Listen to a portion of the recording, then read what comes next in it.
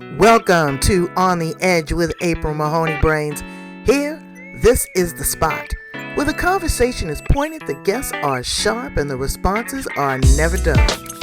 Welcome home, Brains. There's only one requirement to hang out on the edge, is that you open your big brain and close your small mind.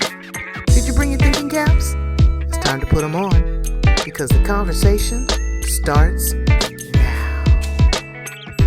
Thank you. Welcome, Brains, to On the Edge with April Mahoney. This is the Spizot. This is the place right up in here. The place where the conversation is pointed, the guests are sharp, and the responses are never dull. Today, we have Stephaine Serone from Australia, a creatrix queen, a transformologist. I'm going to ask her, what has creatrix done for her? What is it doing for the people that she's working with? How has she grown and developed? And some fun stuff. And how in the world does she get that pink hair? Because she's rocking it. All right. Welcome her to the edge. How you doing, Stephaine? So well. Thanks for having me. How are you? I can't complain about nothing. You know, I'm just trying to deal with this COVID and all the variances and trying to get my head around it. People have been so unhappy, isolated, and depressed, on top of all the other things that they have been, as you so politely said, crushing down.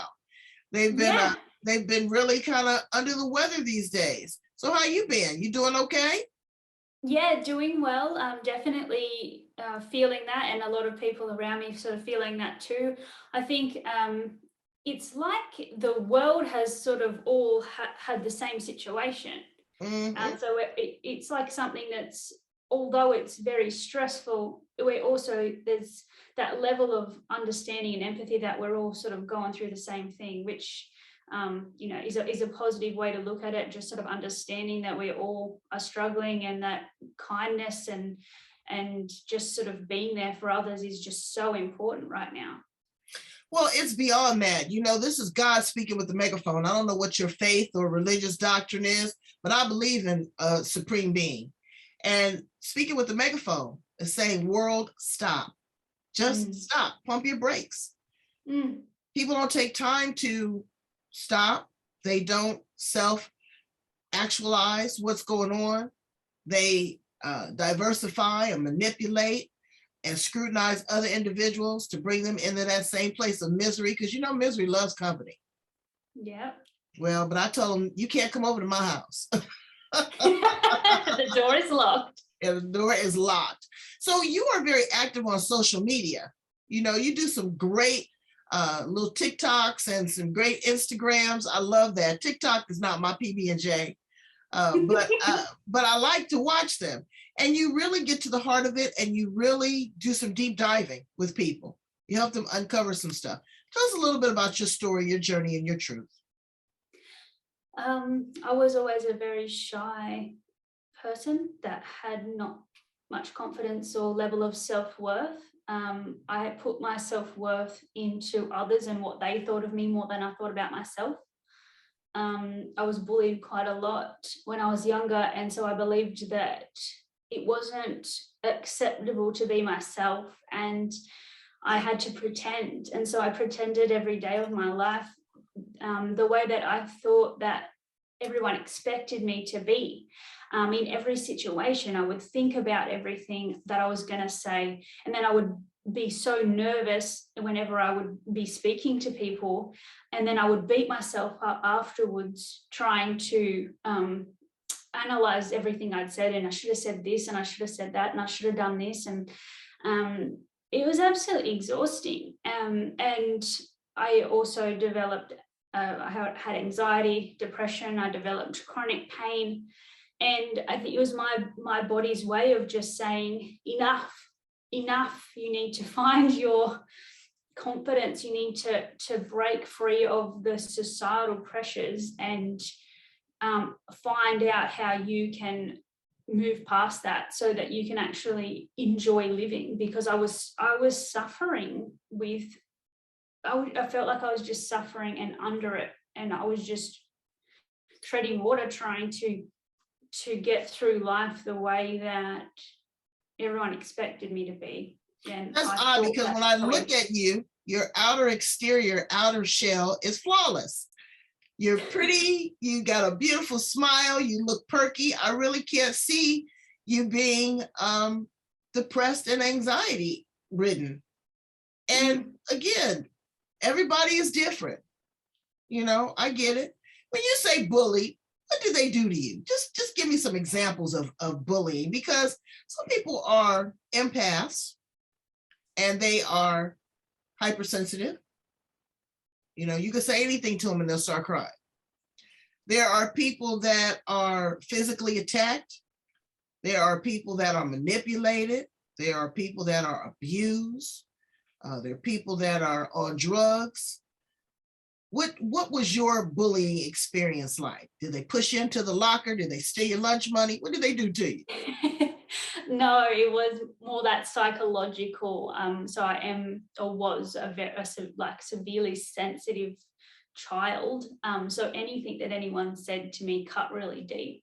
And I was also a bit of a tomboy. So I was picked on for that. Like I was, I cut my hair short and I was picked on for that. And I liked to do things that boys like to do, like playing in the trees and stuff like that. And it was like society was trying to fit me into a box. And because I wasn't in that box, I was just weird and different. And it just sort of over time would pick away, like I wasn't included in things, and people would ignore me and pretend that I didn't exist, or it was like people were trying to show me that I didn't belong. And it was just all these little things over time from year 3. And then that sort of carried on into high school and then into a really abusive relationship. And I think once you have that belief about yourself, others can see it and they can prey on it. Mm-hmm. And so that sort of opens you up to being even more vulnerable, because you don't have that level of self-worth, and you're more susceptible. And the evil people out there, the ones that can see it, it's like they make it their job to find those people that they can see it and sort of can smell it a mile off. So I found myself in that sort of situation that was quite an abusive relationship. And you didn't have a defense mechanism. You didn't have anything to block it. Where were your parents in all of this? And do you have siblings? Yeah, so I have my mum and dad split up when I was 7. And that was sort of the time then when we moved and got to a new school, and then that's where everything sort of started. Before that, I was just oblivious to anyone and anything and was just living my own way, didn't have an idea of people perceived me to be a certain way or expected me to be a certain way. I was just doing my own thing, really just this free-spirited, happy kid. And then so they split up, divorced, we moved, started a new school, and then that all sort of happened. I have 3 siblings, and so I have a little brother, and I was sort of more of a, tomboy, like to play with him, and then two sisters as well, and they were sort of more of like the girly, normal sort of girls. And hyper femme. Yeah. So how did your mother deal with this? And I say that, not placing blame, but just trying to figure out the pieces there, because she's raising 3 kids by herself. 4. So she's trying 4 kids by herself. Yeah. Now she's trying to put food on the table, a roof over your head, and trying to be a voice of reason. So did she miss it? Were you in that pecking order to where, okay, well, you can pretty much take care of yourself, take care of your little brother, or go ask your sister. What was the dynamics like? She was very much there for us and wanted the best for us, and did the best job she possibly could. And I think just all of the things together. So she had a lot of stress with like the divorce, and it was very messy. And for years and years and years, the dynamics between mum and dad and playing against each other were awful. Then, with 4 kids, I was sort of in the middle, me and my sister, and it was always, because we were a family, it wasn't so specific as to know that you felt like it wasn't always about you, so you couldn't just make things about you. Even just understanding that how much things were affecting me, I don't think I realized how sensitive I was and how bullied I was, and how emotionally like stressing that was for me. I think I just thought that was normal, and I had all these other stresses. I think the reason it affected me a lot was that mum and dad split up, and I felt abandoned from that point. And so then me trying to fit in life was very important to me. So then not being liked and not feeling like I could fit in was it was the last thing I wanted to feel. So yeah, I think I was hypersensitive to it just throughout, because I just felt safe when I was accepted, right? That was the most important thing. When you felt that you were accepted, because you said that you were in an abusive relationship. Yeah. Okay, so what was your aha moment and said, you know what, I've had enough of this. All of this is not what I want. What was your aha moment? What was your awakening?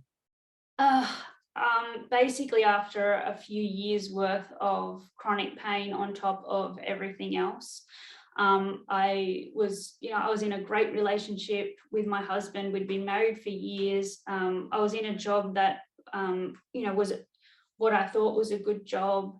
I had friends and family. I sort of had everything, and I was feeling that, like, why am I so depressed? Like, why am I so anxious? Why? I should be happy, right? I should be thankful. There's people in such worse situations, but I just can't feel, I feel broken. And I would just cry myself to sleep. And I remember sending a message to my husband one night just saying, I'm not okay. And I tried a lot of things, and I remember I was at a psychologist once, and she just said, you just have to accept this. And it was like every fiber of my being was just screaming, no, I'm not. And it took me quite a while from there to figure out what I needed for me personally to not accept how I was and to move past it. But I knew that there was more for me, and that I didn't want to struggle with this my whole life. And that when I look into my future, I didn't want to be this little old lady that had just really given up and struggled and suffered for the rest of her life. So you never wanted to feel like you just existed. You wanted to live. Yeah. So like you're not good here just to suffer and exist. So you walked through the door of Creatrix. What did that open up for you? Tell me a little bit about that.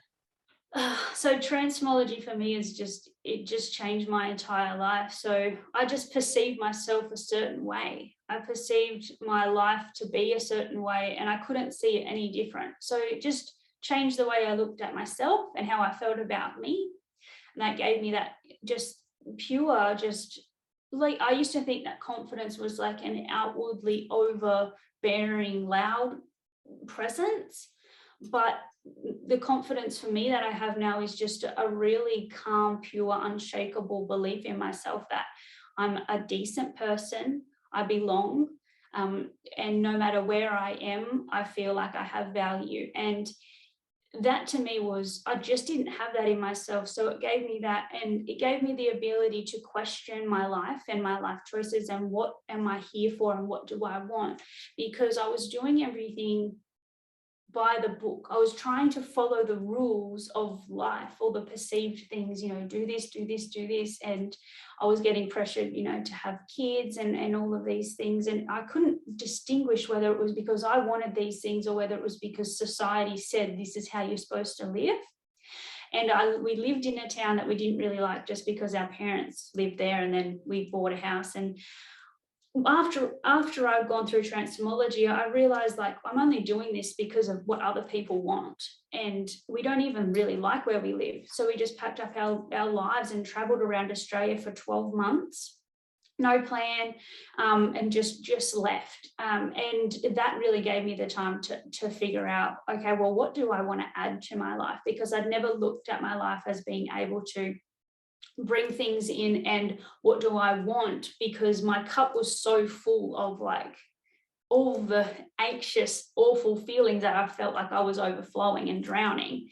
Whereas when all of that stress was cleared out and I could see my life belongs to me, and I had the belief to create what I wanted to create and be who I wanted to be, it was like, okay, great, what can I fill this cup with now? And then go on from there and figure that out, which was helping other women feel that way was obviously my next step, because for me, So how did you find Creatrix? It's a very funny story. I met Maz. So Maz is the lady who created the process. Mm-hmm. Yeah, and the Institute of Women International. I've met her years and years back when I was a teenager and I was in that really bad relationship. And we just had been connected. We must have still been connected on Facebook years and years later. And I remember she inspired me so much. She wasn't even doing that when I met her. She was in direct selling. But I just remember the way that she was so encouraging and so inspiring, and I just wanted to be around it. She was just looking for someone years later to do some video editing, and I really enjoy that. I'm not a professional, but I love doing that. And she said, I just need some quick turnaround stuff before and after a process that I've created. And I was like, sure, I can help you. And she just sent me through the footage, and every woman that was talking to the camera about how they felt before they worked with her were just so broken and so depressed and so depleted, and you could just tell they were just so overwhelmed and just not happy in their life, but feeling trapped. And then the after was just free, happy, excited, just every possible happy emotion you could feel. You could just see that they were lighter. You could see in their eyes and their face that they'd got that spark back. And I just said to Maz, what is this? Right. I need this, whatever it is, I need it. And that's sort of how it happened. I had given up hope before that. I knew that the mainstream things out there that I knew had existed were not working, and I was just bouncing back and forwards to all the things. And I hadn't heard of this before, but I was just like, I want to feel like those women. I feel like the crying side, the crying version. I'm just falling apart, but I want to feel that, and I can see it's possible. And I trusted her. I don't think I would have done it if I didn't have that level of trust, because that was just so big for me. But I knew her, and I was just like, this is me. I want to feel like that. And that's how it happened. Wow. She was like, all right, let's do it. Now, you're a relatively young woman. You're younger than me. How old are you, baby? Almost 32. Oh, wow, you actually said that, Brains? Almost 32. That's like, don't rush it, okay? Just take your time. Say you're 31 and 3/4, okay? That's good. So there's other 25 to 31-year-old women out there that are struggling, but they think that it's like, almost like the transformation of adolescence. Oh, it's just a phase I'm going through. I'll get over it. He'll love me, or we'll never break up. I can get him to commit to me. Or I'm looking at myself and I'm looking at this body image and I'm 45 pounds overweight. Everyone's talking about me behind my back. I'm looking at all these great, supermodels on Instagram. I see pretty girls like Stephaine. I don't match up. I'm not enough. What do you say to that young woman? It depends if that's what they accept or if they want to change it. So you can only change if you don't accept that and want to change and can see that it's possible. So if that's how you are and that's how you feel and that just works for you, if that's working for you, then that's fine. But if that's not working for you and you want to be able to feel confident in who you are and how you live and the choices that you make, and showing up and accepting yourself fully, loving who you are, no matter what you see in the mirror, knowing you have value, knowing that you have high standards and that you don't need to settle, that you accept yourself fully, and that anyone that comes into your life is only are going to be an add-on. They're not going to be something that you need to feel accepted. If that's the place that you want, where you want to actually heal and change that, then that's where you're ready for something new and that intervention to actually give that belief and acceptance to yourself as you are, with no external influence. So I saw a few of the videos that you've produced on your Facebook page, and one of them was some snippets of a session that you had with one of your clients. And it seemed like it was miraculous. It was like she was stuttering, she was hemming and hawing and unsure of herself. And you gave her a series of questions to ask herself, and closing her eyes and doing some visualization and counting back on where she is on a scale of 1 to whatever. And then all of a sudden, it seemed like she had an aha moment. Does it really work? Is it that simplistic? It's so simple. So it's just the right person. We've got to be at the right time, because not everyone's ready to own it and to move through it. But when a woman is ready and they're ready to own it and just they've had enough, it is so simple. The session is, one issue is within, say, 90 minutes, you say that session, that was 90 minutes, where she can sit and feel not good enough. She did through the process, all it is I just facilitate women to get their inner wisdom out. That reprograms their mind to believe a different way, a better perspective, so that they can own how they feel and feel good enough, as worthy, all of the lessons that they need for themselves. And so as soon as they open their eyes, it is that reality has shifted and it's irreversible. So they know that to be true, just like they know their name. That is just their new reality. It's like we look through life with filters on, and they're seeing their life through those filters, which are not true. But they can't believe something different. Even if you try it as a friend to say, yes, of course you're good enough, you're an amazing person. That's just a conscious level.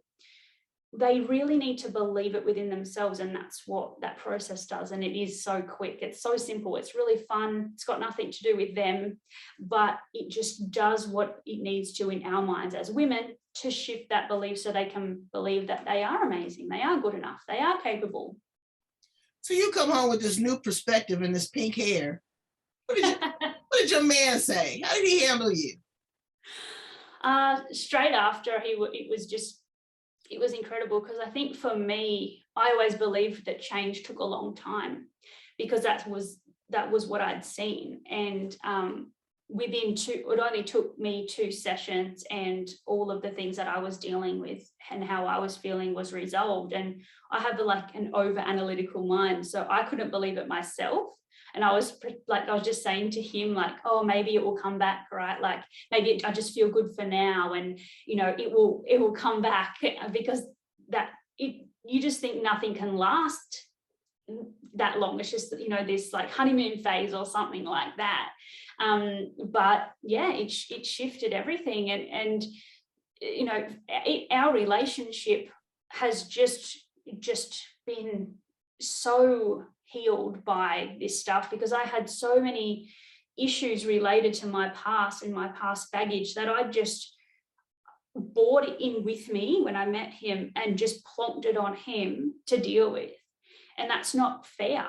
So I got to heal all my stuff, but also gave him and us a fresh start, because I got to heal that and resolve it, so that we were starting fresh and I could see him for him and not hold the grudges of men and past relationships that I'd had in the past against him now.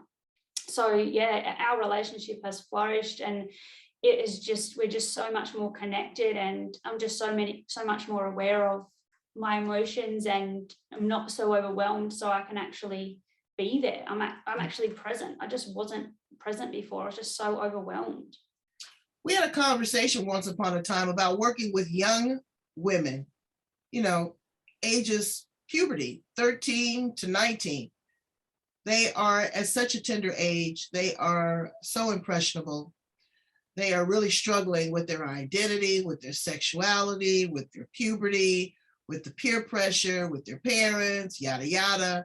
And they got a lot of stuff running around in their brains.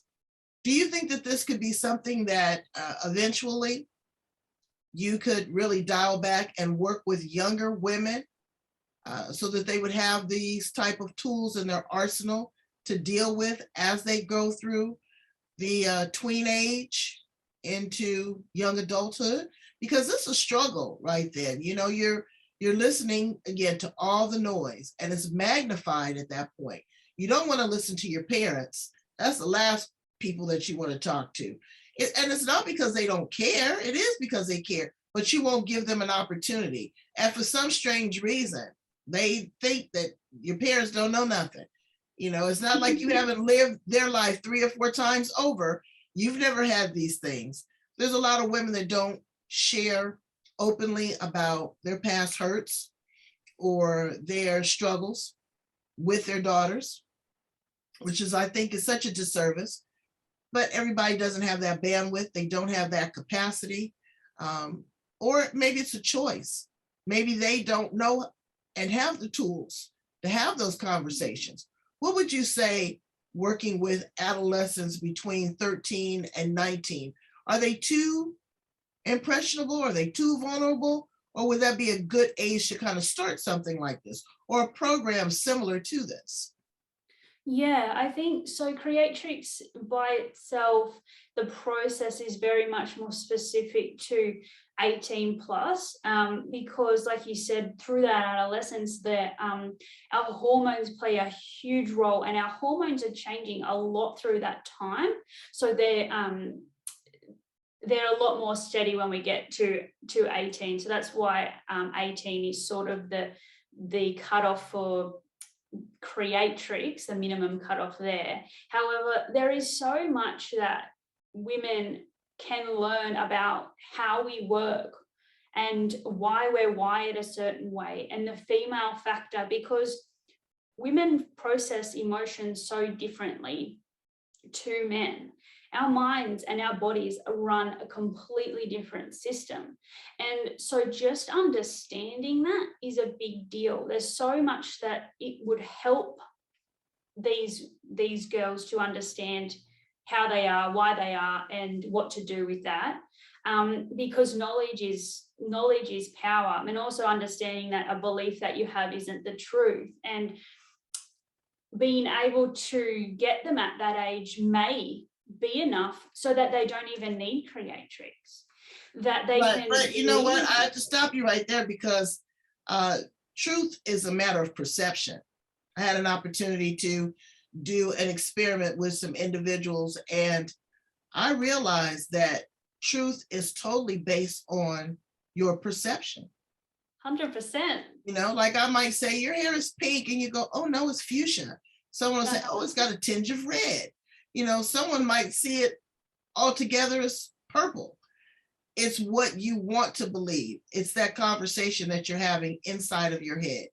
Let me ask you some fun, random questions. Okay.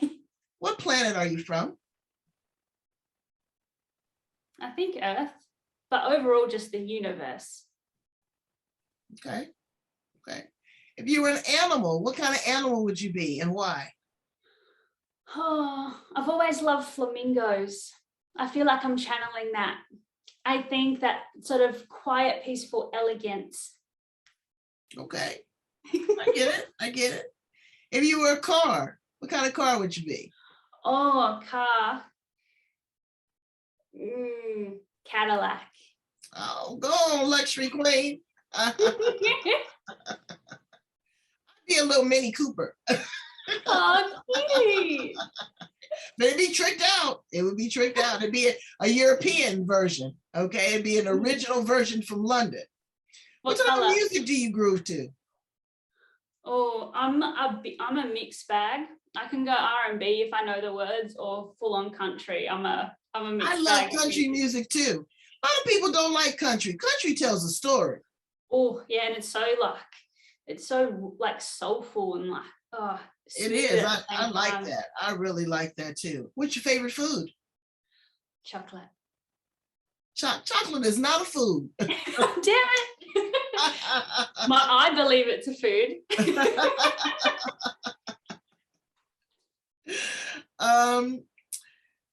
What brings you joy? What really makes you happy? Oh, other people's happiness.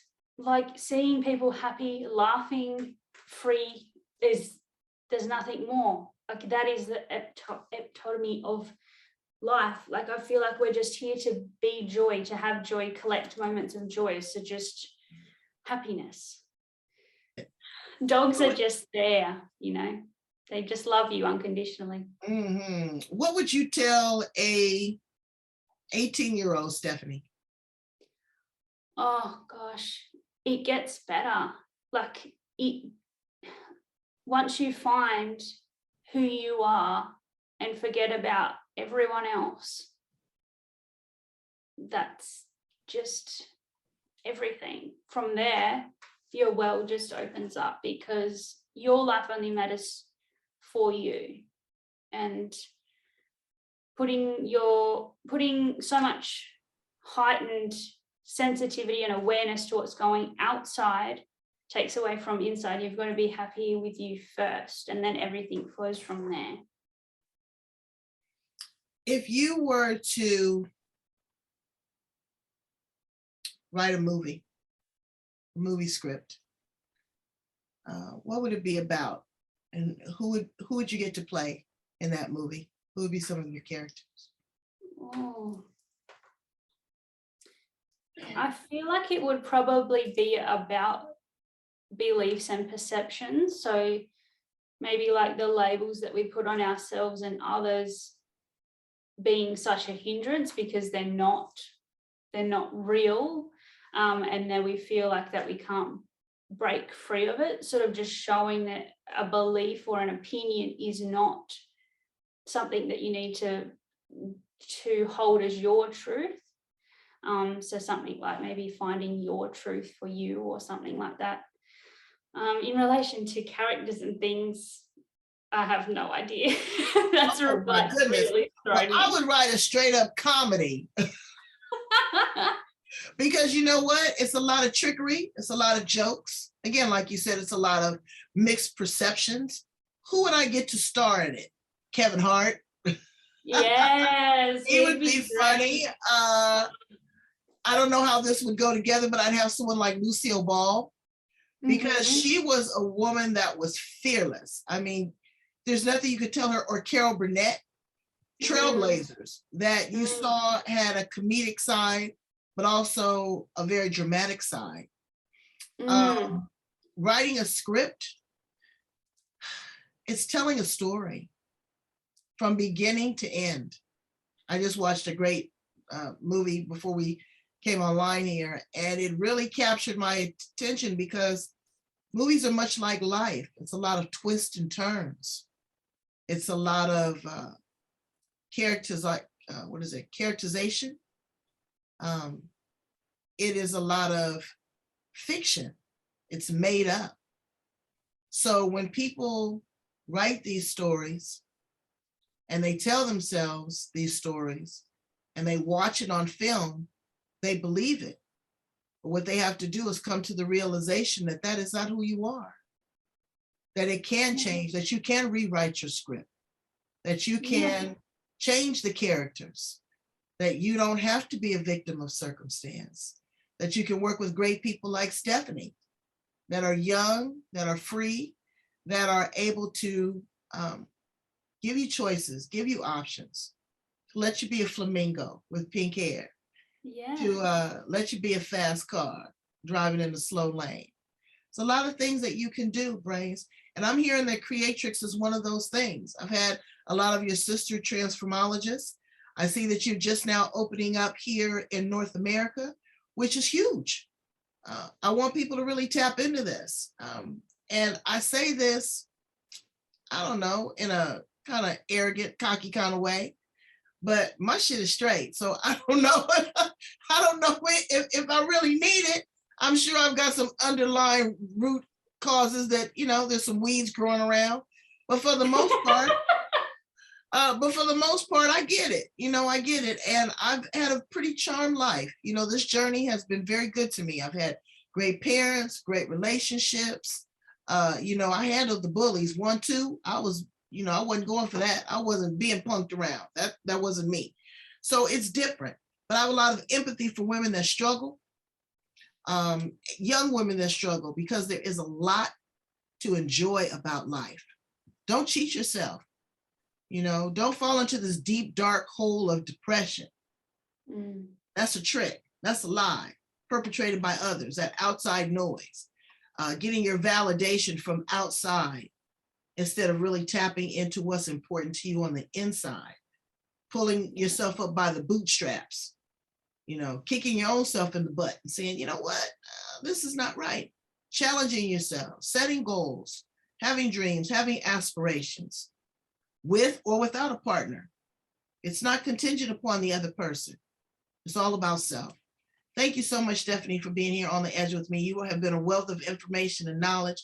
Please tell my brains how to get in contact with you and how to follow you on that gram. You're so cute. I love it. Thank you so much. It's been fantastic. And yeah, like just summing that up there at the end, that's exactly what it's all about, isn't it? If anyone else wants to contact me or find out more about me or follow along with me on Instagram, I'm _TheTrueYou_. Facebook, Meet the True You, and you'll be able to find then links to YouTube and all of that sort of thing as well. I'm all over the place. And we want you to get a sample of this, young women. Start early with your life. Don't wait till you get, and have them kids, got grandkids, and now you figure out, oh, wow, now it's time for me to live my life. No, you can live your life early, I think that's the thing, when women get to a certain age, they can then, these beliefs start to fall away where they go, oh, I've wasted my whole life worrying about what other people think. I'm not going to worry about that anymore. But they've carried that till they're 65. So they've had to live that whole way because they have had to have life all happen. So this, I feel like for women my age, we don't have to carry that the whole way through. We can drop that and then enjoy all those years. And also everyone around us, when we heal ourselves, we heal everyone around us. So it ripples out. So if you're a mum and you've got 3 kids and you're overwhelmed and stressed and triggered every day, they're not getting the best of you. But if you are healed and happy and content and feel capable, then you're going to be the best mum you can possibly be. And that ripples out to those kids because you're there for them. And it just, every woman that heals themselves heals the planet.